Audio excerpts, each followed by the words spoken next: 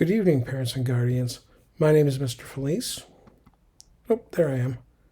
And I would like to present some information from the Student Services Department.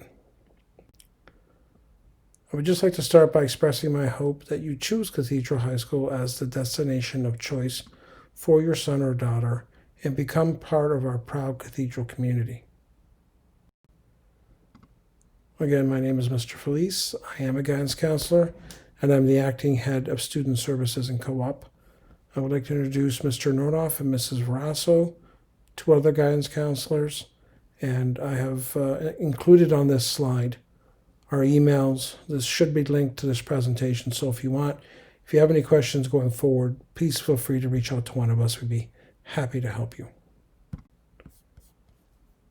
On topics to cover tonight, we have levels or streaming in grade 9, how to read course codes, what courses to take, graduation requirements, how to set up your MyPath account, and next steps. So grade 9 represents some significant changes for your child. A new school, new lockers, a bell schedule, there are football games, basketball games, lunch in a big cafeteria, etc. But with the right information and planning, it can be a new and exciting experience. So of interest to you parents and guardians is the three basic levels of studying when you enter grade 9. There's academic, applied, and locally developed. So courses will come in these three varieties or these three streams. The other courses that are considered open, which any student can take, but in terms of post-secondary options, academic, applied, and locally developed. So it looks something like this. This is a bit simplistic, but this is kind of basically what it looks like. In the junior timetable, locally developed are coded with an L, applied with a P, and academic with a D. And in the senior grades, the locally developed changes to workplace, coded with an E, applied changes to college, coded with a C, and academic changes to university, coded with a U, to better reflect the post-secondary destinations for those particular courses. You can note here from this example that the academic, if you study at the academic level, you have the most option when you leave. Applied would offer the next most, college bound, and if there is any apprenticeship or skilled trades interest after high school, you'd have to be at least at the applied level, in some cases having math and science up to grade 12. Locally developed leads to the workplace, and with the possibility of maybe some certificate training.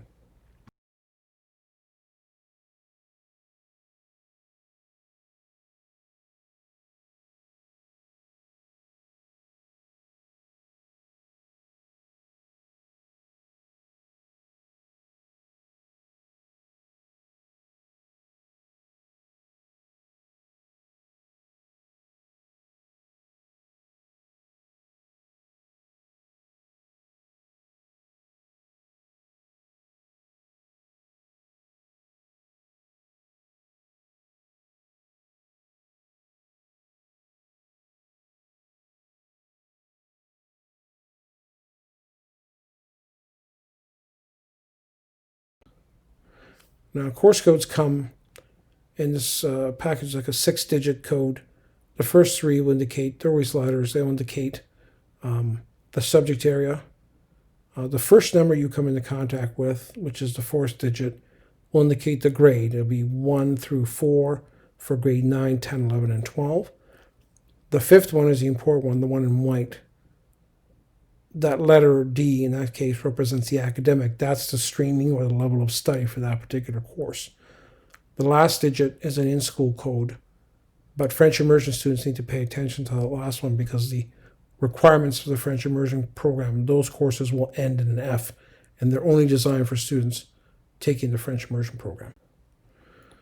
Some keywords we should know about: compulsory courses, classes or courses you must take, the optional or elective ones you can choose through interest or possible exploration of a career path. And then in grade 10 and above, the word prerequisites is very important, that it's a course that is needed to be completed before taking another course. Again, in grade 9, it's not that big a deal, but you might need to plan out the next couple of years because prerequisites will start in grade 10. And some classes have them, and you need to know before you're able to take those particular classes. So in grade 9, this is the recipe for all grade 9 students coming from our English feeder schools. You have to take English, math, and the Ontario government has decided to revamp the grade 9 math curriculum to support a de-streaming. We have no information on, we have no course descriptor or course code at this time. That's supposed to be coming. Science, religion, French, and geography. And then once you pick those, you have the opportunity to pick 2 electives. And at Cathedral High School, we're happy to offer art, dance, music, business, computers, there's a drama class, expressing Aboriginal cultures, phys ed for both girls and boys, learning strategies, which is usually by the grade 8 teacher's recommendation, and exploring technologies. All students take 8 courses per year. That's 4 courses per semester, and 2 semesters make up a school year. For our French immersion students, English, math, science, religion, and as part of that program, the French immersion course, FIF 1DF, Canadian geography will be taught in French, CGC 1DF, and your first elective is picked. It's a drama that's taught in French, ADA 10F. That leaves you 1 more elective from the list before. Now, this group represents the class of 2020, so we need to take a look at graduation requirements. It's kind of crazy to think ahead, 4 years, but good planning is important to make sure you meet that graduation date, and it does pass by quite quickly. So there are 18 compulsory credits, 12 elective credits, which includes religion, 40 hours of Christian service, the literacy test. Literacy test is written in grade 10. If you're unsuccessful, there might be an opportunity to take the literacy course, OLC 401. Either way, if you earn either of those 2, and you package these 4, you earn your OSSD. Now, success in high school depends on a couple of factors, in my opinion. The first, there it is there. So the first is motivation.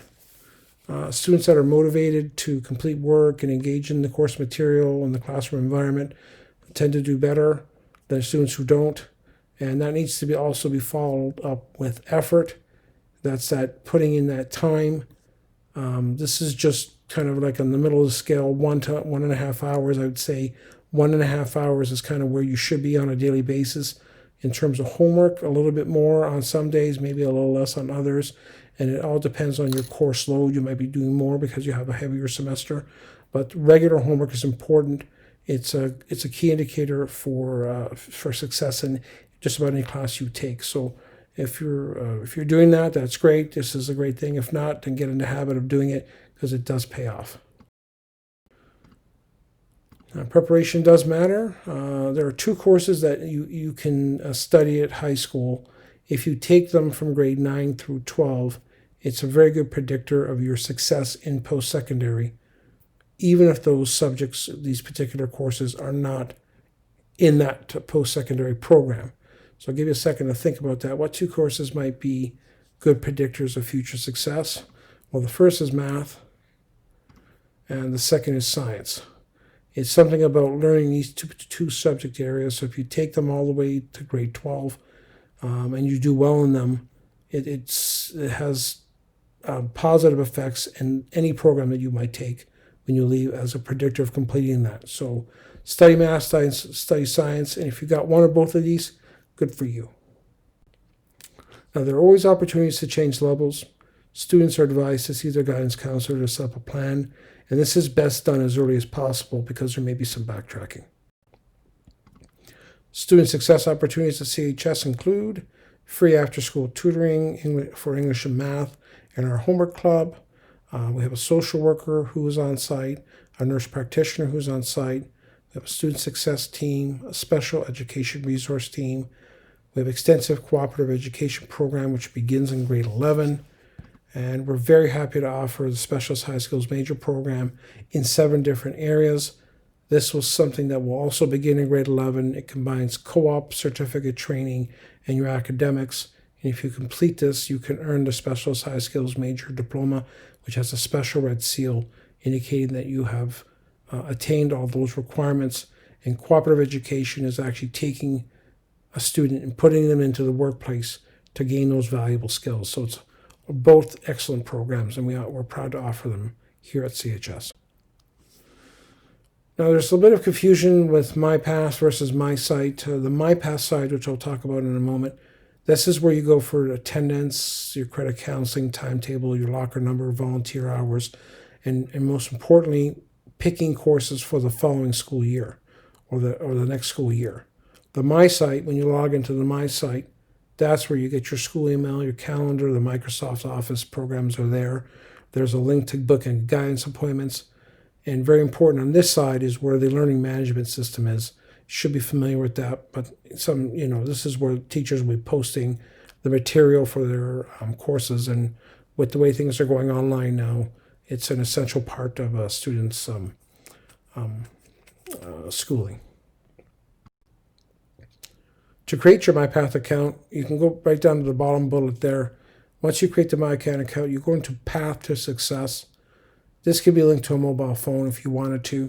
When you go to Path to Success, you should see something like this. And when you click Login there, you should see something like this. When you hit this point, when you're at this particular page, you click on Register. And once you get here, you're going to be asked some questions. You enter a group, you'd select student, and this is where you would need the OEN number and a dash after every 3 numbers. Once you fill in all these fields, you would have created the student would have created their MyPath account. This is going to happen when we do our option sheet presentations in January, so it's not open just yet. But of interest to parents and guardians is that when you do this, if you go back and redo it, but this time enter as a caregiver with the same information, you can set up a parallel account so that way you can follow along and you'll be able to see the same things that are on the MyPath side. Now, once you do this and go back into your Path of Success, if you click on school courses, you'll see the high schools will pop up. Click on Cathedral. And then from here, you'll see all the departments. And when you click on them, all the courses that are available will be there, the course code, the course descriptor, and any prerequisites that might be attached to that particular class. So next steps in December, and in a week or so, you're going to get the grade 8 feeder schools are going to get our cheers, fears, and unclears presentation from students from our school and a message from our principal. In January, we're still working out the date for our option sheet presentation, either in person or virtual. This is where we're going to go in depth with all the requirements and how to get on Path to Success and whatnot, and how to pick courses. Typically in January, we invite our grade 8 feeder schools to Cathedral for a visit. That obviously can't happen this year, but we're working on something. We might be working on something there, so stay tuned for that one. We'll see how that works out. But in February, around the 11th and 12th, we're looking at the having all the registration information back, the option sheet forms back to your grade 8 teacher, and then the activity fee that needs to be paid. This year, it's all cash online. Parents and guardians, you'll be paying that to the elementary school, and then they'll transfer the funds to CHS afterwards. It's $50. 10 of that is for the lock, which you're doing just in grade 9, right? So that lock costs $10. And then in the last week of June, Path to Success will become available, and you'll get a chance to take a sneak peek at your timetable. There may be some changes between June and September, but you'll at least get a chance to take a look at it, and we're usually working on anything that you might have for that particular time.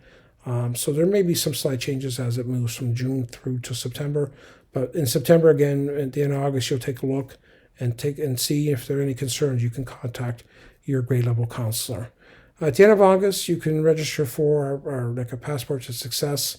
There's a couple of days where you come in and students are given a chance to do some fun activities and just kind of get oriented to high school, so that way you have a good smooth start in September.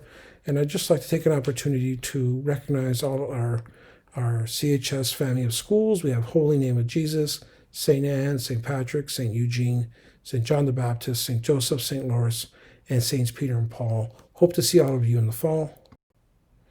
And if you're listening to this presentation, but you're not from a Catholic school, you're from a public school, but you are in bounds, you can come back to this slide. I won't go in depth on this one, but if you come back here and follow the procedures on this one, it'll guide you through the registration process. So we do hope that you choose Cathedral High School and give us an opportunity to get your son or daughter to that graduation, that very important day in 2025, June, and God bless everyone.